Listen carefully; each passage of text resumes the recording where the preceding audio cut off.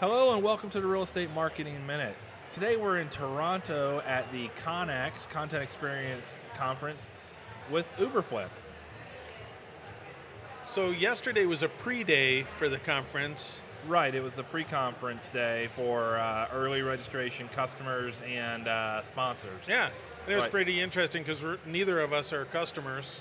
Right, well we did the early registration and Yeah. so they invited us to that event. It was really pretty good. They had a number of panels and one or two speakers as well. One of the more interesting things that I thought was the discussions on ABM, account-based marketing. Yeah, So, yeah, and we should add it was at Uberflip's headquarters in downtown Toronto, which is stunning. absolutely amazing. Yeah. You walk in there and there's just plenty of open space. You can tell the work environment's really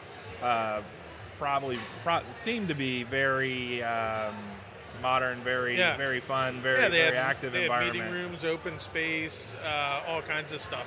Right. It was Well, nice. and I even noticed like the accounting department was called Finance Street. Finance Street. So they're having a little bit of fun with it as Yeah. well. So Yeah, and so we're talking to account-based marketing, and it was pretty interesting because in my history, every company that I've worked at always had a set of typically senior account salespeople that targeted specific companies. Right. And so Daniel G. Day from Snowflake, which is a cloud-based database platform, warehousing, data warehouse warehousing, platform. right? He was talking about account-based management, and one of the things that I liked that he said was, what differs about that than, let's say, a strategic, sales team, is that account-based management can actually scale. So his team of 5 people, I think he said, Right. his team of 5 people is targeting 500 different, companies all over the world. Right.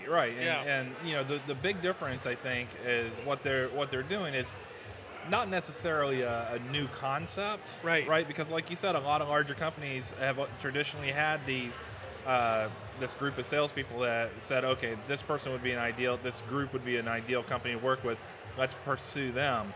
But what they've done now is taken and automated, digitized that whole process so that it's objective instead of subjective, and B, automated, right? Right. So you end up with a position where a human might take a year or more to start really getting across to that customer, and with these guys, they can customize and tailor a process within a month or so. Yeah.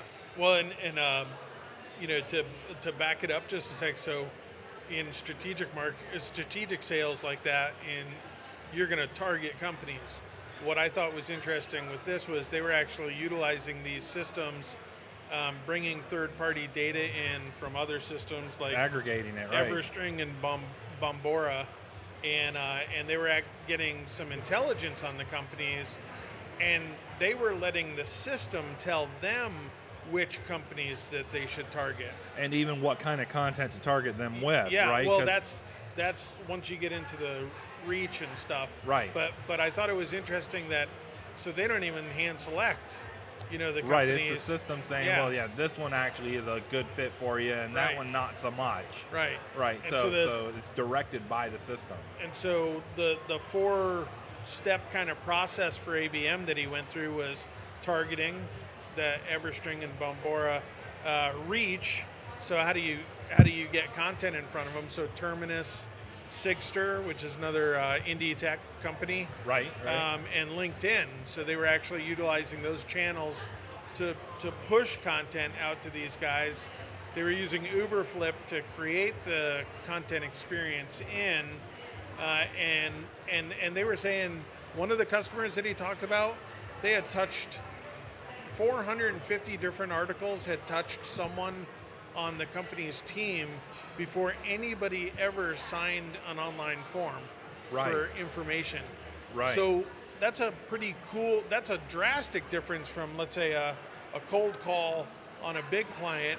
Now you're putting information in front of them that the data is saying that they're looking for, and then kind of bringing them and sucking them into the customer journey. Right. Well, and it's driving engagement, right? Yeah. Because like you said, 450 touches before they ever caught a name, before Yeah. they ever got an email address and got them past that gated content, right? Right. And to that effect, at that point, they're already very much interested in. That they're interested at that point, right? Because no matter how big your organization is, if that organization has looked at 450 different pieces of content, Right. then there's interest there, Yeah. and they're able to show it. They were able to say, yeah, look, they've done this, and now we've got a name. Now we can pursue them and customize it even further. So Yeah, and Uberflip, which are basically the hosts of this entire event, Uberflip basically has a content hub, where you can pull content in from everything that you got, blogs, feeds, whatever, and then it silos it into certain topics and everything. and so tailors it for the consumer. So if people are looking for data warehousing solutions, what Snowflake is going to have is basically a unlimited list of articles that are aligned with what people are searching for. As you keep scrolling, more articles are going to keep popping up and everything. Right. Which that's the infinite scroll Yeah. thing, right? And the whole point of that is to keep people locked in and targeted on your page, Right. or on your It's content. really cool how it aligns that topic matter and stuff. And Right, because for you it may be slightly different than it would be for me. Sure. Right, even if we're looking Exactly. at similar, for similar contents, it somehow or other, after a while, they recognize that my needs are slightly different than yours, so they tailor that content. And I might have an article or two or a piece of content that you won't, and you'll have a couple that I won't, because they're Right. geared and tailored toward your need versus a general need. Because you can say, well, data warehousing, everybody in data warehousing needs these things, Yeah. right? But if you said in medical data warehousing, Right. you're going to need security, you're going to need HIPAA compliance, Yeah. stuff like that. So now we're going to put HIPAA compliance in with the general stuff for your medical guy, right? Yeah, So. and then the last piece of it, we said target, reach, engage, and the last one was measure. They're actually utilizing Engagio, Tableau, and Looker. Engagio is basically seeing how people are engaging with the content. Tableau is more of a analytical charting program that's Right, really right. powerful. Well, it gives you some in-depth analysis, Yeah. right? Yeah, and so then they can take that data, and I thought it was cool how he was talking about their basically their ABM marketing team works for the senior sales rep that's Right. working on the target. Right. And so now they're feeding information back to that sales rep that'll help him. Right. With they're, the they're saying, look, intelligence. this isn't Yeah. what they're looking for. Here's what Yeah. they're really looking for. Based Yeah. on what we're seeing, this is what they're looking for. And- And the other part that they showed with the spider graph was, even though people are getting to the site and they're looking at one type of content, they were also looking at an entirely different type of content that the salespeople didn't think anybody was looking at. Right. Right. So now they're looking at a second set of data, and you have another depth of which to explore with them. it's all helping the sales guy, right? Right. Now the sales guy knows that, okay, here are the three things that they really focus their attention on, so I can highlight that when I'm actually calling on them. Absolutely. I think the big, massive number that stood out at me through the whole conversation was that now half of all of Snowflake's content is now consumed by those targeted prospects. Right, and that So- was very interesting, right? So can you imagine? Now this isn't even on your website, right? It's Right. an Uberflip site, Right. microsite, landing page, hub, Right. and they're not even they're consuming half of all your content that is on your website. They're consuming it over on this hub. Right, and that's a really interesting, the fact that it's half, right? Yeah. Because what that says is that not only are they getting to the site, getting to the content, but then they're going beyond the piece that they landed on, Yeah. and they're checking out the other stuff. because otherwise it wouldn't be half. There's Yeah. no way Right. you could hit that half number without them going beyond Yeah. the one piece that they landed on. So now they're, and it's because of the mechanism of putting the right stuff in front of them to keep them engaged and working with you. So yeah, it's very, very amazing. And for, both of us produce content, obviously, with the podcasts and our own sites and clients and everything else. Right.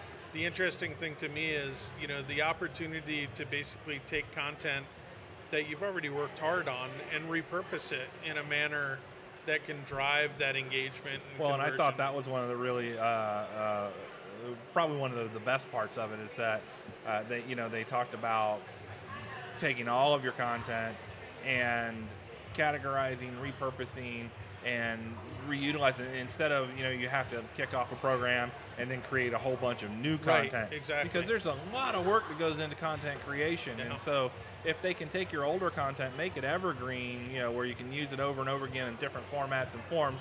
And with Uberflip, it was my impression that, they'll do PDFs and they'll do infographics and work all that stuff in and figure out the best way to present it. So, just the sheer amount of work you don't have to do in order to get there, because you've probably already created a ton of content. It's just a matter of reusing it. Right. And then maybe from a last, I think this was an important aspect that he kept pushing throughout the entire thing, was the alignment between sales and marketing teams on this, that it really was a handheld back and forth, between the two, that unless you had sales really working alongside you, it doesn't work, Right, it was a collaboration. Yeah, and I when you look at a lot of organizations now, their sales team doesn't talk much to their marketing team. No. They just complain whether there's enough leads or whether they're qualified or whatever. Right, they're not even sending the same message. It's not even a cohesive branded message, right? Right. And it may be, got the lead in, now I'm going to go out and land them my way. Right. And instead, the marketing team, the account-based marketers can be handing off data that says this is what they're interested in, this is what they're looking at. So talk to these things. And how do we build it, right? Right. What should we build based on your conversations? What can we do better to modify, fine-tune this, right? Yeah, it's awesome. Absolutely. It's amazing stuff. It was good for me to hear the differences with ABM, because I often said, man, we were doing this stuff 10 years ago. It was just named different, but we weren't doing it. We weren't doing it to scale. We weren't laying that groundwork of content to target, someone before they ever contacted.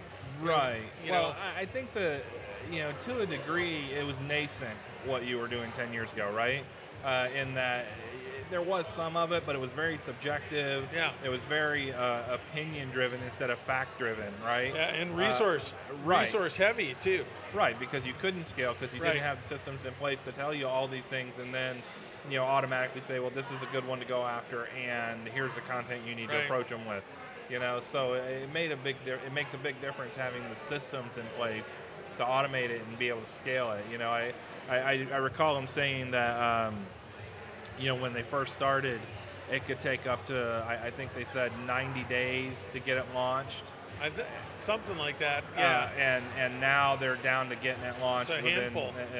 Like a week or something like that. Yeah, I think it was less than a week now that they can basically pop a hub out that targets a company. Right. So very amazing. And remember, this is Snowflake. You can look them up online, but they're an international company. This isn't a small company. Right. And so this guy's doing this with five people on his team.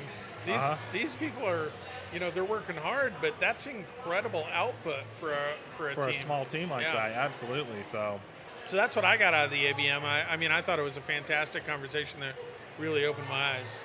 Yeah, me too. It's there's a lot that you can take away from that conference and with ABM and do with it. So really looking forward to seeing what we can do there. Yeah. This has been the Real Estate Marketing Minute. Thanks for listening. Have a great day.